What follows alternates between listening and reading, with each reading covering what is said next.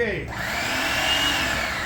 We have this thing here. I just ran and had the valve released here. They got this release valve here. Okay, and now it's shut. It'll go down.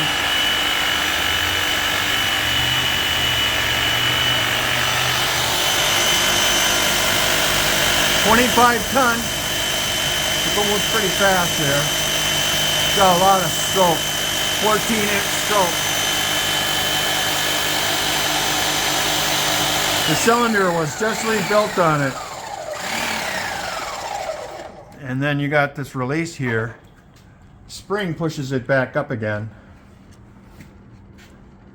It actually goes up maybe a little bit slower than it goes down. But it's a really nice, it's got this nice safety cage here to keep your employees from getting hurt from some part flying out of there. It's a great assembly machine. Assembling parts that need to be pressed together without injuring anybody or anything.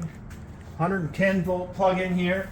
And it's got this little button right here that you operate to turn the little pump on.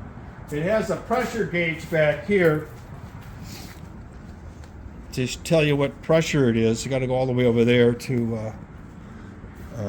We tested it. It does press there, but all right.